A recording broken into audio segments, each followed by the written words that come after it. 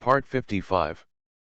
Blessed to have each other in this life, Shao, your wife is born again. Author, Hua Liao. Chapter 541. I returned to the banquet hall, and the bodyguard led her to see Cheng. The guests were all talking about Huofei. No one paid attention to I's whereabouts. She went directly to Cheng's room.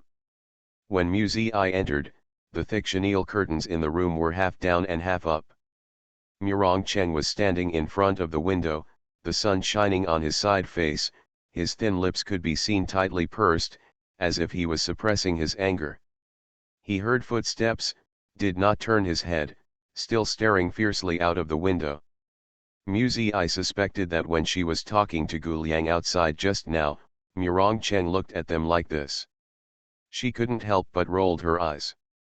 "Don't look, everyone has already left." I leaned over and said coolly.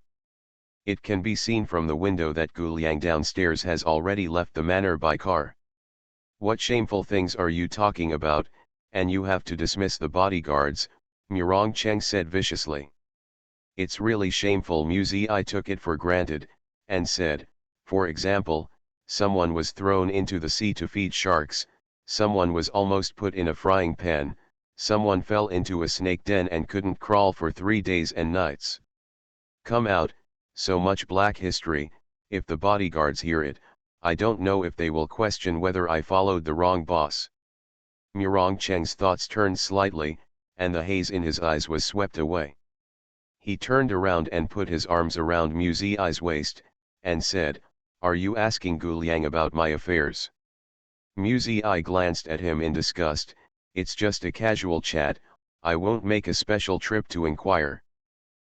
Cheng felt that he had received attention, and his mood immediately became better. He closed the curtains and hugged Musa to the bed. "What do you want to know?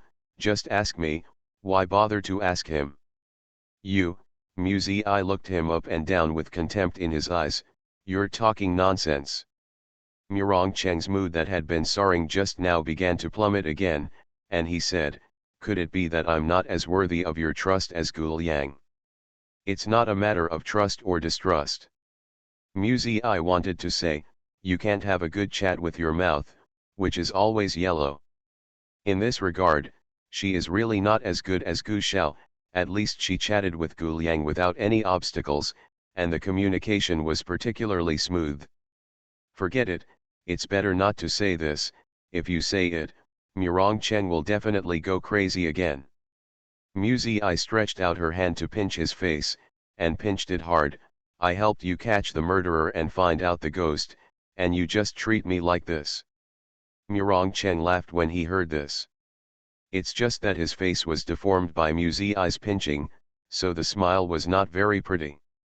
"Zizi has merit today, I want to reward you," Cheng said. "What do you want?" Sitting in his arms, I's eyes flickered, thinking of how to blackmail him. Cheng leaned over to hold her down, kissed her on the lips, and said emotionally, "Everything about me is yours, and my heart has already been given to you. Why don't you take over my body now?" "You're playing a hooligan again." I glared angrily, stretched out her hand and pushed him, feeling that she couldn't give him the slightest bit of good looks, otherwise she would kick her nose and face and do nasty things. Cheng laughed heartily, rolled over on the bed with her in his arms, and told I to lie on top of him. I stretched her arms to think about it, but Cheng refused. "Just lying on my stomach like this, I feel at ease." He hugged her waist tightly. I had no choice but to continue lying on her stomach. With her soft cheek pressed against his chest, she heard the sound of a strong heartbeat, as if piercing through the eardrums and hitting her heart directly. The rhythms of the two hearts were connected together invisibly. Bang bang bang, bang bang bang. I didn't speak for a long while. Inexplicably, I feel at ease. There seems to be a warm current of warmth wandering around my body. "Tell me, how did you escape after being thrown into the sea?" I asked him softly. "Blessed to have each other in this life, Shao, your wife is born again." Author, Hua Liao. Chapter 542. Murong Cheng smiled and said, "Didn't you ask Gu Liang for clarification?" Musa showed a fierce look when she heard the words, and pinched his face again. "You still have the guts to say it. I was chatting with him, and you just called me to scold me. Why are you scolding me?" "Oh, yes. You scold me. Elope with him. With your mouth, I really. I can't say anything." "You're too much," Musi I concluded seriously. "You don't trust me, and you slander me." "I was wrong." Murong Cheng apologized to her, held her little hand, and lightly patted his face twice. "How many times did you hit me to calm down?" Musi I withdrew her hand with a blushing face, and snorted, "I'm not that boring." Rolling his eyes, he said seriously, "I'm a civilized person, I don't hit people indiscriminately, but you made a mistake first, and I will punish you to do push ups. Do 100. It's okay for Musi I to be childish, as if doing push ups is not boring. Murong Cheng hugged her and turned over again, directly pressed her under him, kissed her little mouth, and said, "Okay, just make 100. Musi I was imprisoned between his arms. He was a little hesitant when he heard the words, "Do you really want to make 100? Murong Cheng really started to do push ups on the bed. "It's just that it's dishonest when doing it. Do it once, kiss it once, do it once, kiss it again." After being kissed 20 or 30 times, Musi I yelled that she had been fooled, and said angrily, "It doesn't count. You are taking advantage of me."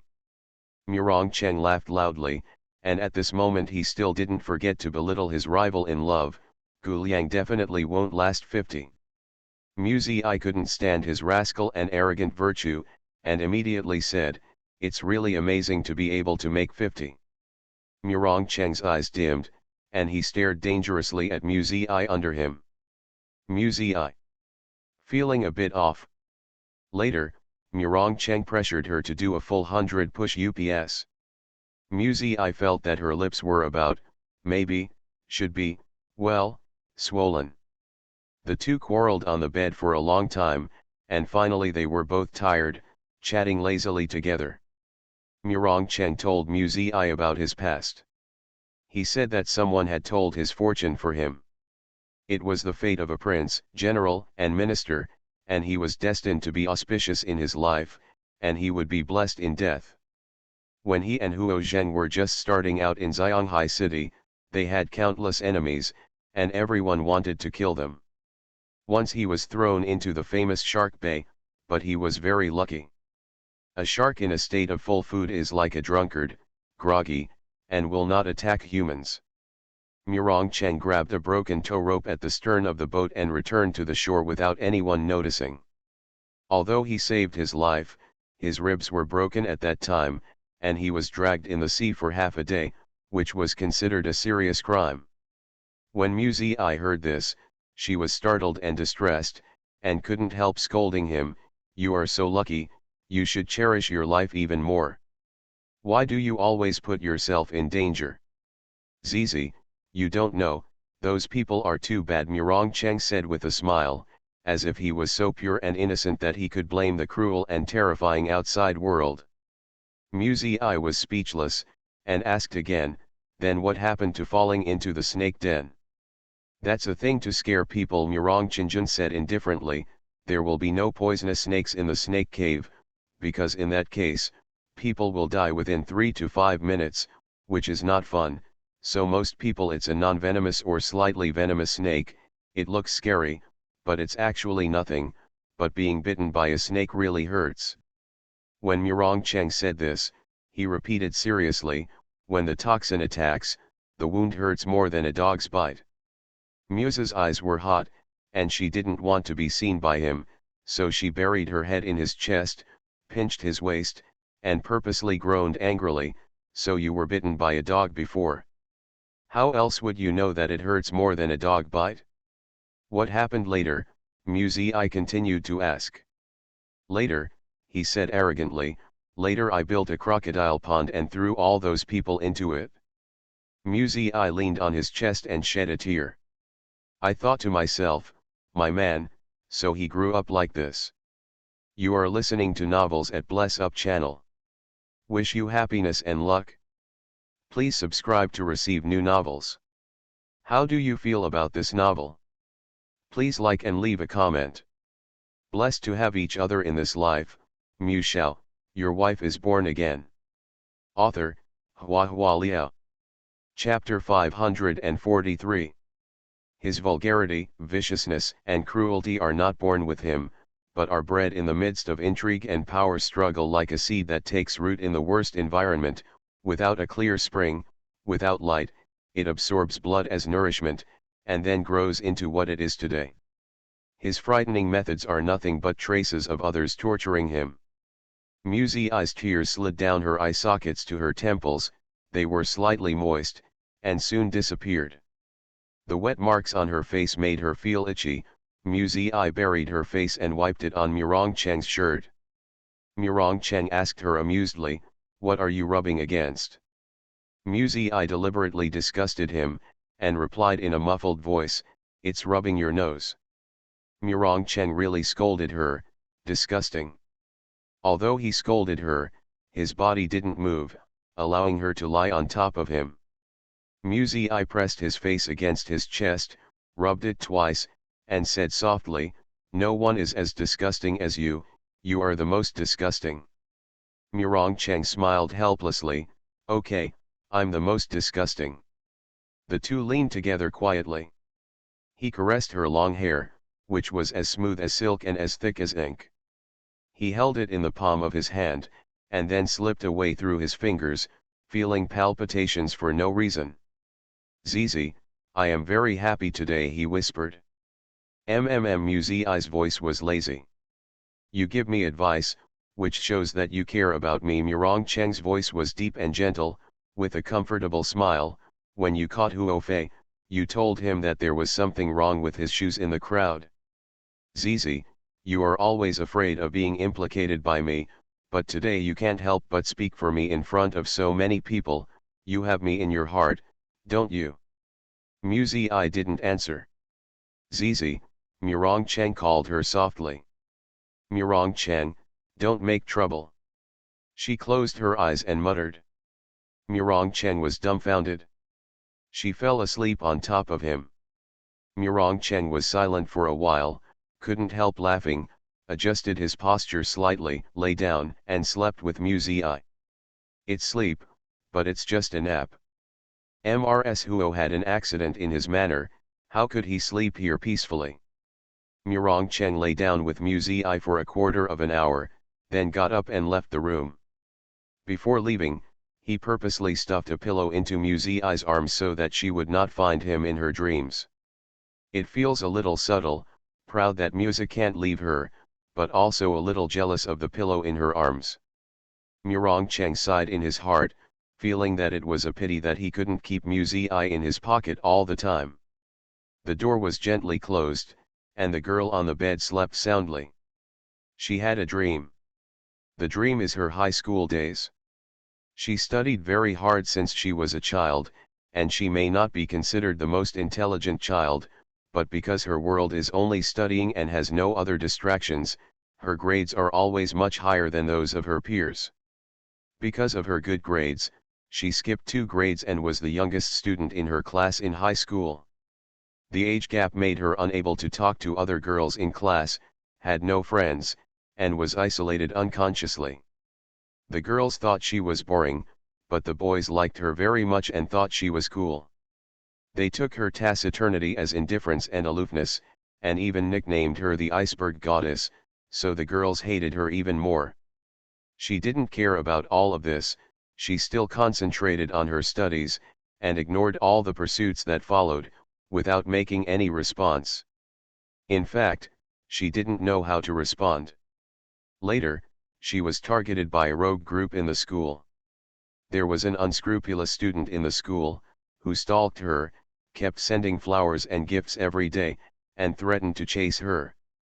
Block her. One day after school, A boy came running excitedly holding flowers. She finally couldn't help it, and asked, "What do you want to do?"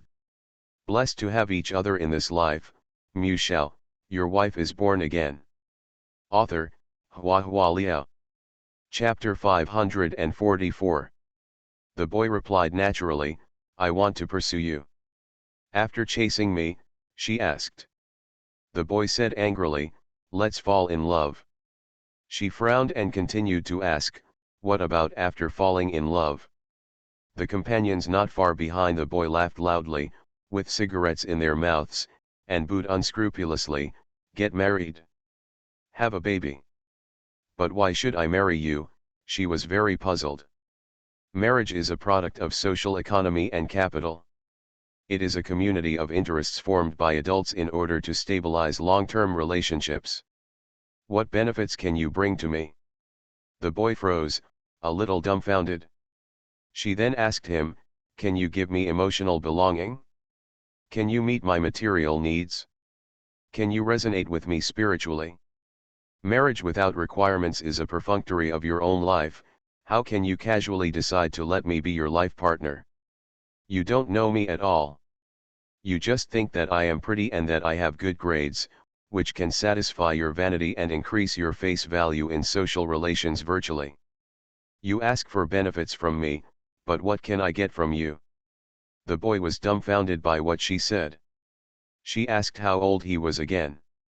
16, the boy replied. She glanced at the rose in the boy's hand, and gently picked up the delicate greeting card from the bouquet, on which was written "I love you" in English enthusiastically. "You told me countless times that you love me, but do you know what love is?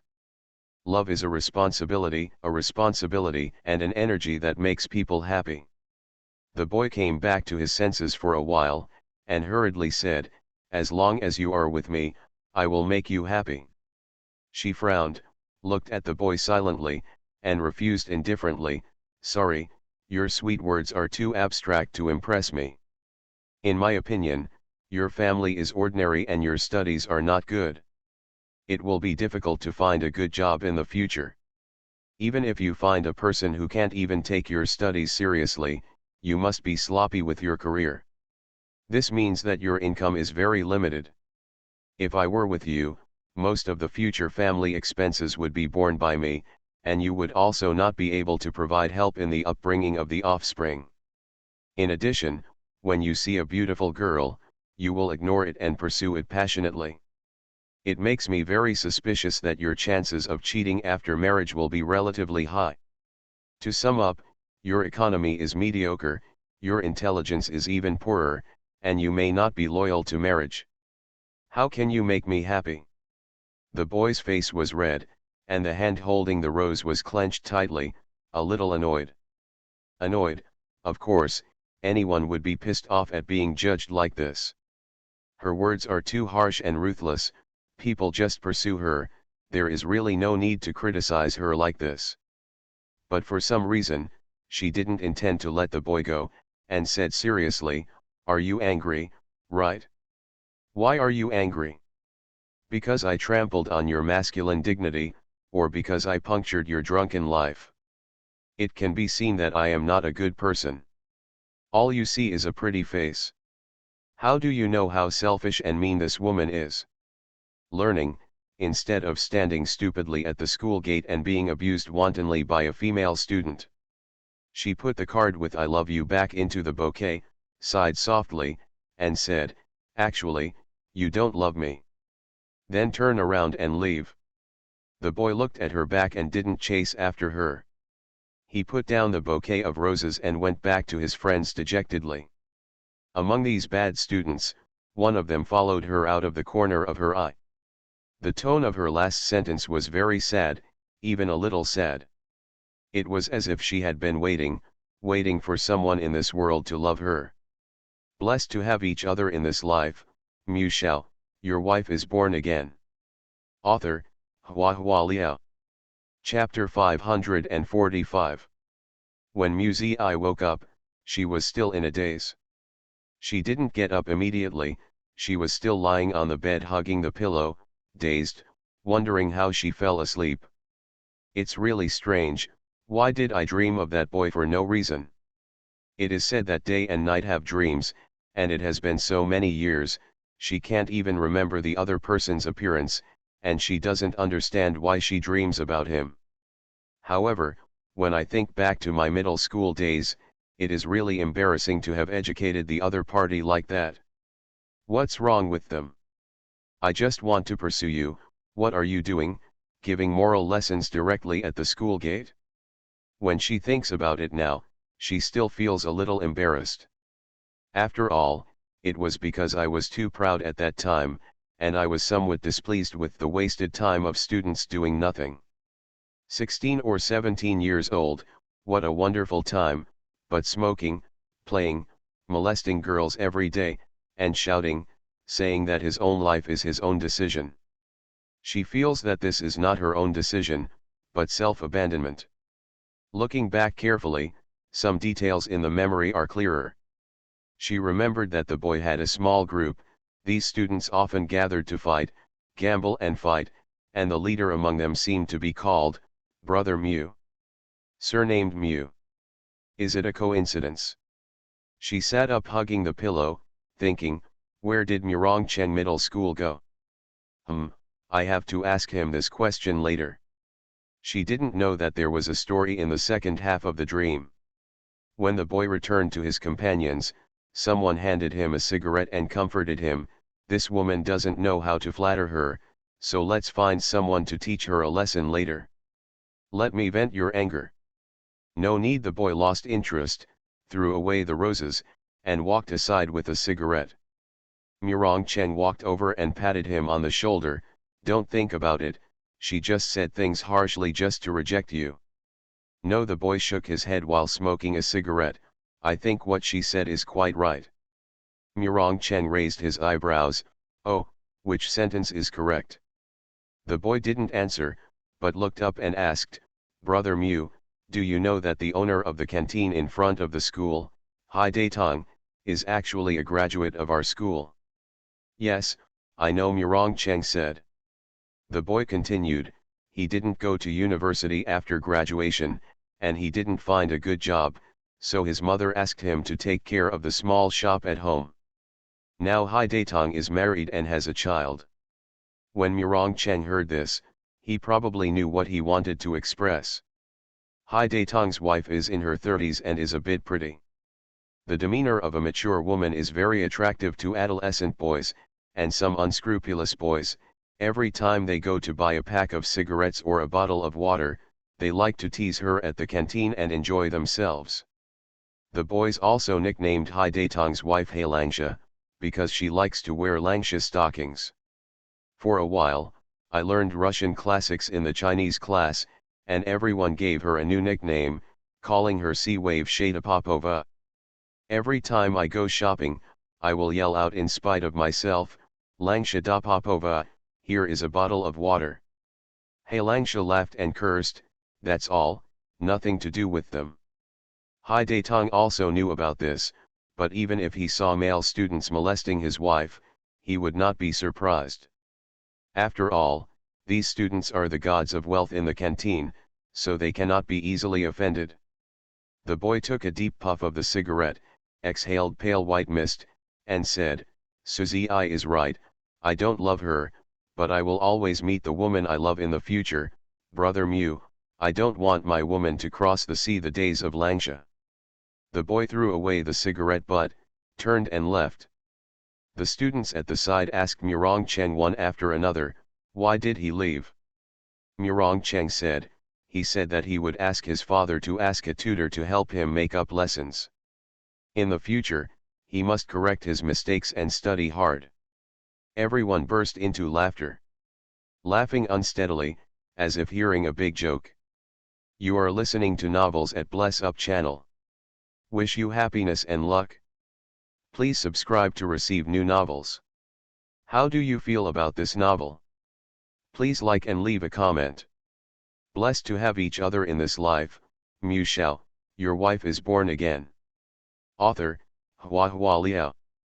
Chapter 546.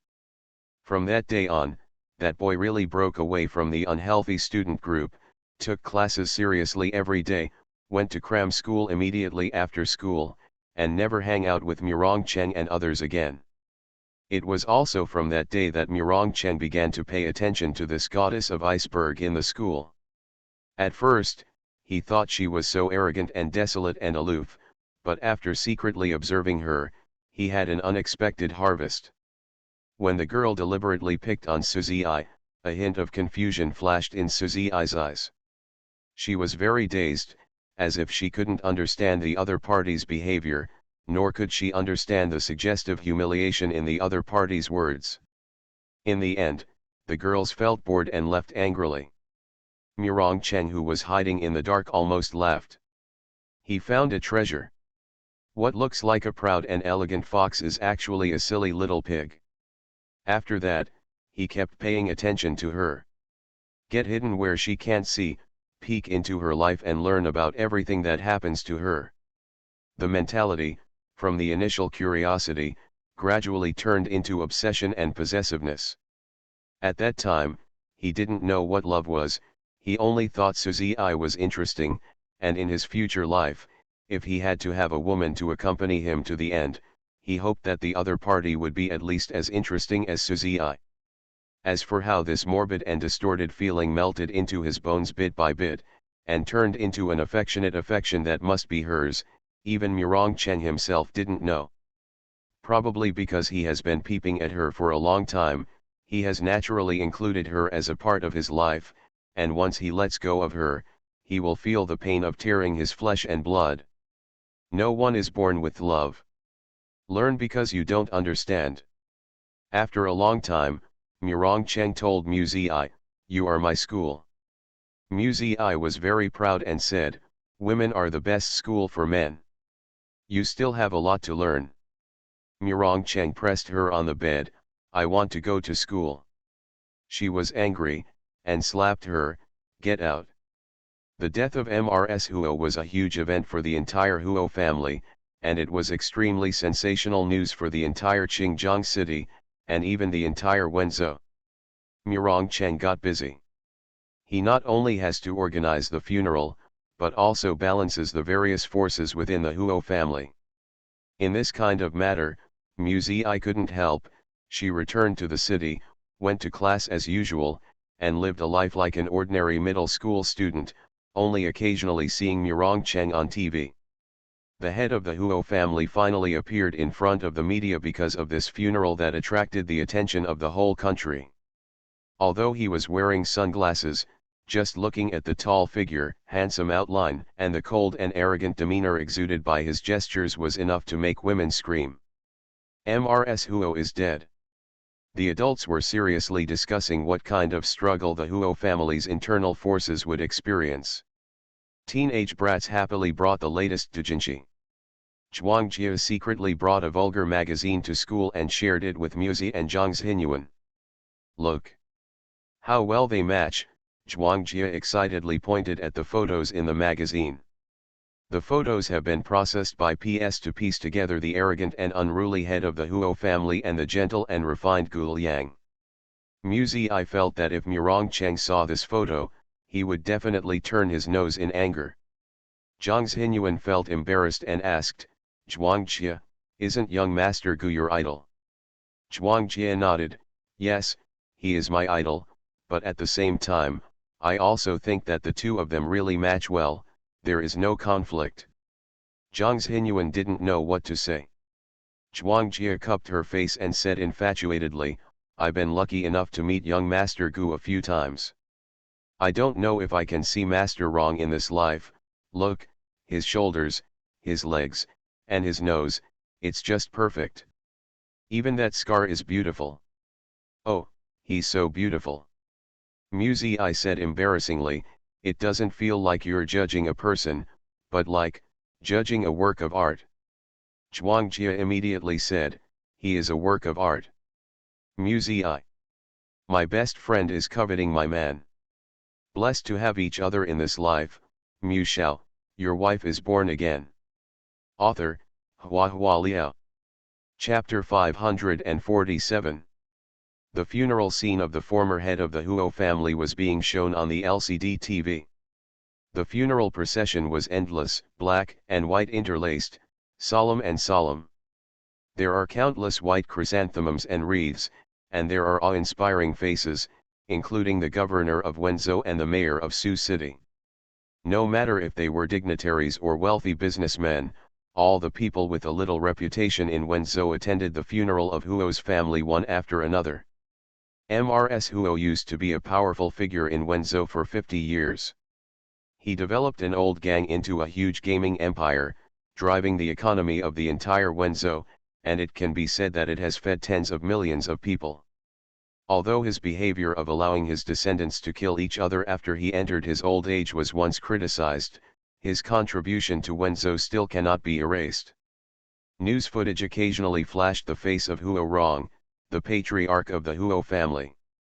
He is so young, yet so cold and deep. Obviously, the people are very concerned about whether the young patriarch can stabilize the chaotic situation of the Huo family. If the Huo family is in chaos, Wenzhou will be in chaos. If Wenzhou is in chaos, the people's livelihood and economy will be in chaos.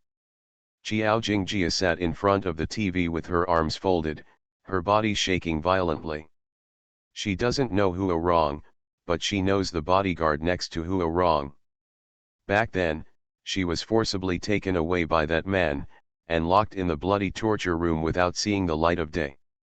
No one hurt her, she was locked in a cage, and 3 meals a day were served on time, but, just listening to the howling and screaming in her ears all night, and seeing the bloody bones and skins in front of her eyes, she collapsed. She really broke down. It was like falling into hell, witnessing the most brutal and terrifying scene in the world, that kind of extreme spiritual devastation, completely crushing Qiao Jingjia. As a result, after she was released later, she never wanted to agree to any request made by the other party. She was terrified, afraid that the other party would arrest her again and put her in hell. Qiao Jingjia hugged herself tightly, biting her thumbnail unconsciously, feeling nervous and uneasy. At that time, she guessed that the other party must be a very powerful organization, but she didn't think it was the Huo family. Who is that man behind?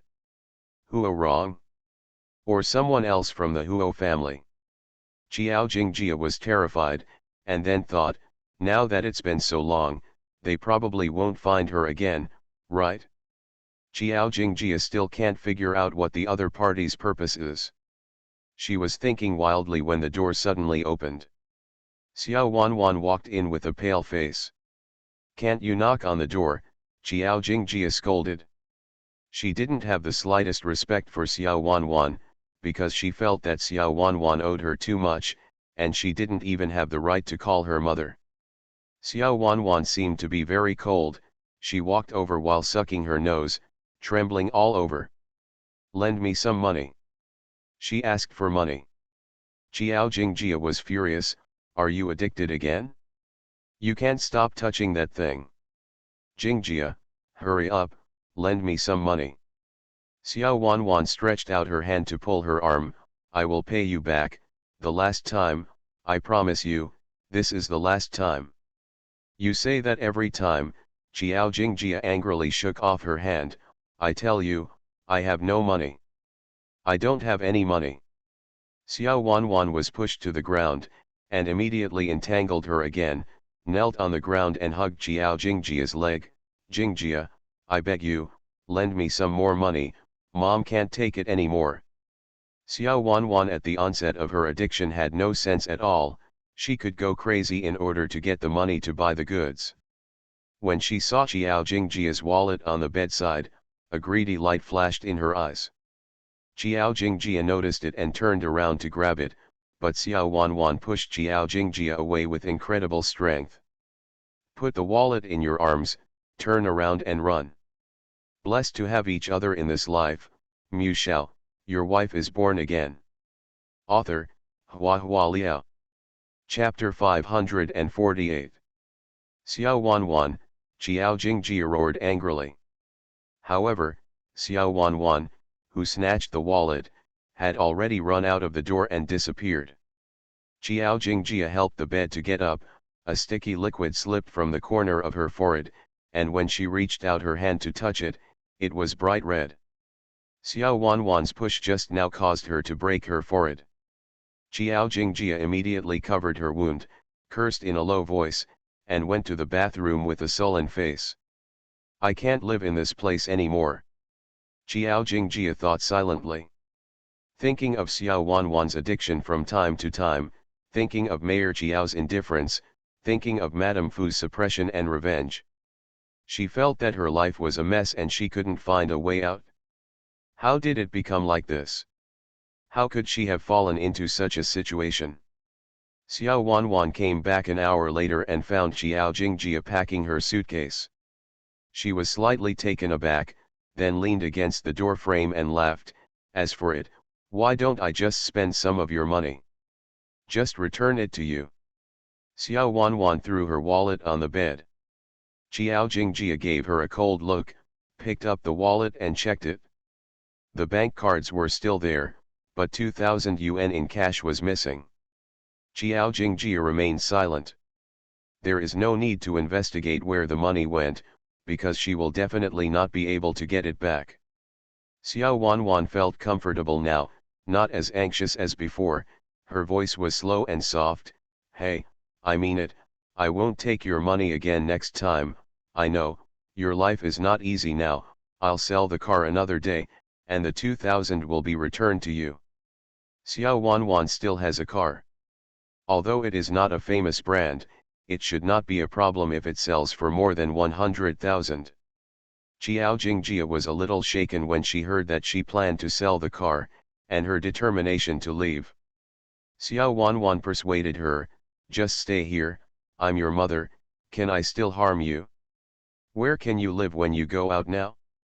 If you go to the hotel and stay for a few days, you will be kicked out. Xiao Jingjia couldn't help being discouraged when she heard this. Indeed. Right now, she really has no other place to go. Xiao Jingjia continued to live in Xiao Wanwan's house, but after all, she became wary of Xiao Wanwan and installed another lock on her door. Seeing what she did, Xiao Wanwan smiled lightly without making any comments. However, the matter of money must be on the agenda. Where to get money? Xiao Wanwan's thoughts turned slightly, turned to Mu Zening. She felt that Xiao Jingjia was still too young and indecisive. It would be a waste of money to let such a god of wealth go unused. Xiao Wanwan decided to meet Mu Zening for a while. At this time, Mu Zening didn't know that he was being targeted. Ever since the dressing incident came to an impasse, he changed the direction of his investigation after a few days of depression. He began to try to understand the supernatural events in this world. For example, go to the library to find related books, about resurrection from the dead, or about Oriental mystical magic. For those who do business, there will always be a few bosses who like to study Feng Shui. A business friend introduced him to a Taoist temple. It is said that the Taoist priest there has boundless magic power and is very mysterious. Mu Zening immediately went to the Taoist temple. He saw the legendary Taoist priest with silver white hair, flowing beard, and ruddy complexion, which indeed had a bit of fairy air. With some hope in his heart, Mu Zening asked the chief, "Excuse me, do you know about the resurrection of the dead?" When the old Taoist priest heard the words, his face darkened slightly. The change of fate against the sky is really the work of evil spirits and crooked ways. Why did Mr. Mu say such a thing? Of course Mu Zening couldn't reveal Suzi's secret. He just asked anxiously, "If I want to bring someone back to life, is it possible? What should I do?"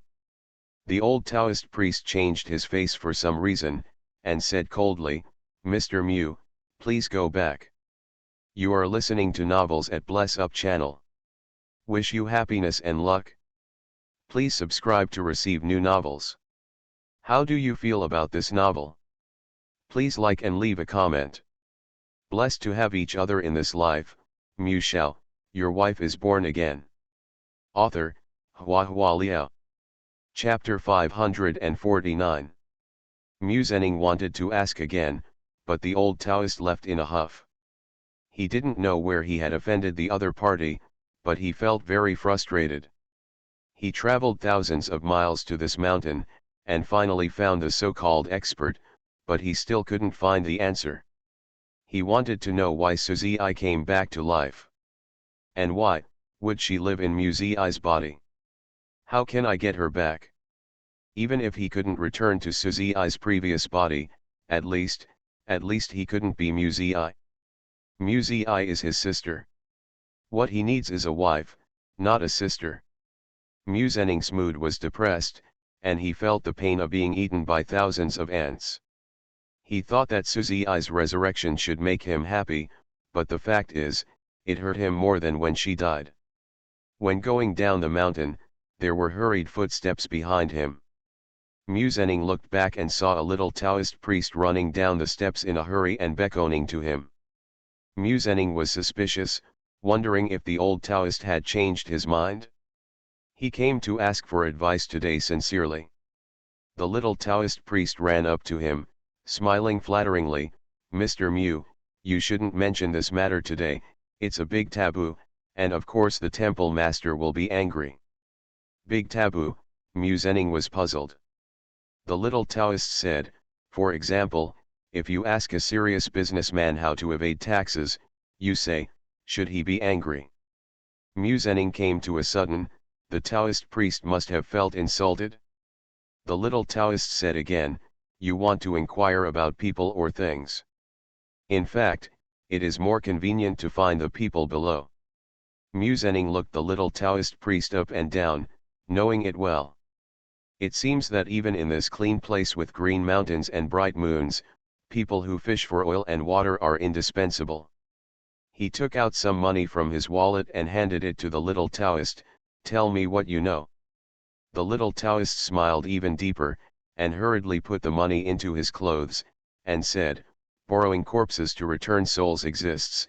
As long as you have a suitable soul body and a suitable Horcrux, you may succeed, but this ritual is very harmful to morality. Mages don't dare to try it easily, and whether the ritual can be done depends on the right time, place, and people, so, the chance of success is very small with the resurrection of the dead, and the number of people who can do this kind of ritual can be counted on the fingers of one hand." Mu Zhenning thought for a while and asked him, "Do you know anyone who can do this kind of ritual? Can your temple master do it? I have something urgent." "Mr. Mu, just like what the temple master said, this is a crooked way of evil spirits. Our Taoist temple will never be involved in such things that harm yin and morality." "You really came to the wrong place today," the little Taoist reminded him. "Did you listen to me? Have you ever said, a man named Huang Bangxian?" Mu Zhenning frowned. "Huang Bangxian?" "Yes," the little Taoist nodded. "This man dares to do anything as long as he is given money. He has a lot of evil tricks, so some people call him Huang Logui. If you want to know about resurrecting the dead, you'd better ask him." "Where is he now?" Mu Zhenning asked. The little Taoist smiled, shook his head and remained silent. Mu Zhenning pondered for a moment, then took out some money from his wallet and gave it to him, and asked again, "Where is Huang Logui?" The little Taoist hesitated a little, staring at the money in Mu Zhenning's hand. "Old Huang is haunted by ghosts, it is really not easy for ordinary people to find him." He reached out to take the money, and continued, "However, I have a way to find him." The little Taoist pointed to Mu Zhenning, whispered a place name, and told him, "I don't know the exact time, but every year he will go there to stay for a few days." Mu Zhenning frowned upon hearing this. This answer is too unreliable.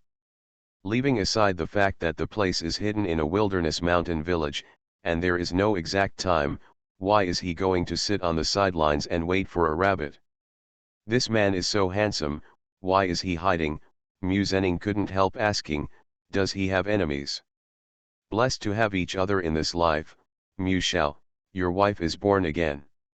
Author, Hua Liao. Chapter 550. Tell me, I'm afraid you won't believe it. The little Taoist's eyes flickered, he looked left and right, and said in a low voice, about half a year ago, he performed a ceremony of resurrecting a dead body. After hearing this, Mu Zenning's brain was buzzing, and he couldn't stand still. Half a year ago, wasn't it the time when Suzy I died? Could it be? His heart beat wildly, not daring to think deeply. But it failed. The little Taoist said, it is said that the person who asked him to do the deed was very powerful, and Huang Logui hid himself in order to save his life. Failed. Mu Zenning lost his composure. He didn't understand. Didn't Suzy I come back to life? Why do you say things failed?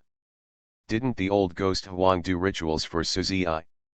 Seeing Mu Zenning's expression, the little Taoist mistook Mu Zenning for questioning Huang Logui's strength, and explained, even the scientists of the Aviation Academy may not be able to guarantee the rocket's normal liftoff after careful calculations. The matter of reviving a dead body is inherently mysterious, and any uncertain factors may affect success or failure. Mu Zenning was in a daze. He asked some more about the Horcruxes. The little Taoist got a lot of money from him, and he knew everything about him, but after all, the little Taoist was just a little Taoist, and the things he knew were really limited. Many questions could only be interpreted 1/3 of the way, leaving 7 points of doubt. Mu Zenning went down the mountain, walked slowly back to the parking lot, and got into the car. There are tourists outside one after another, holding talisman papers and incense to go up the mountain. The Taoist temple was full of incense. Mu Zenning sat in the car, watching them quietly. All one's life, one seems to be seeking something all the time, for money, for a child, for a prosperous official career, for a title on the gold list. Mu Zenning had a smooth life since he was a child, and before he could ask for anything, his family had already offered it to him, so he had nothing to ask for. But now, he hopes to turn back time and go back to the day before the wedding anniversary. He will no longer hold a yacht party, nor will he be entangled with Xiao Jingjia. He really hopes that everything can be restarted. The phone rang, and Mu Zenning answered the phone absent-mindedly. On the other end of the phone, there was a strange female voice. "Excuse me, is this Mr. Mu Zenning?" "I am." Mu Zenning asked, "Who are you?" "My surname is Xiao, and I'm Xiao Jingjia's mother." "I want to meet and talk with you about something," Xiao Wanwan said. "If it's about Xiao Jingjia, I don't think we have anything to discuss," Mu Zenning replied indifferently, making a gesture to hang up the phone. "Mr. Mu, don't you care about your illness?" Xiao Wanwan said suddenly. "If the reporter knows that the third young master of the Mu family is actually incompetent." "Oh, I'm really sorry, I didn't mean to offend, but I don't know if you are in good health recently." Mu Zenning's face was livid, and he tightly clutched the phone. "Are you threatening me? What's good for me by threatening you?" "Mr. Mu, I just want to ask for money, not revenge." Xiao Wanwan smiled softly on the other end of the phone. "I have some interesting news here. As long as your price is right, I'm willing to sell it to you." With a sullen expression, Mu Zenning looked through his schedule and said coldly, "Tomorrow at 3 o'clock in the afternoon, the coffee shop on the first floor of Shenxi Plaza." Xiao Wanwan smiled and said, "Mr. Mu, we will see you tomorrow." Mu Zenning held the phone and fell into deep thought. He had never heard Xiao Jingjia mention her mother.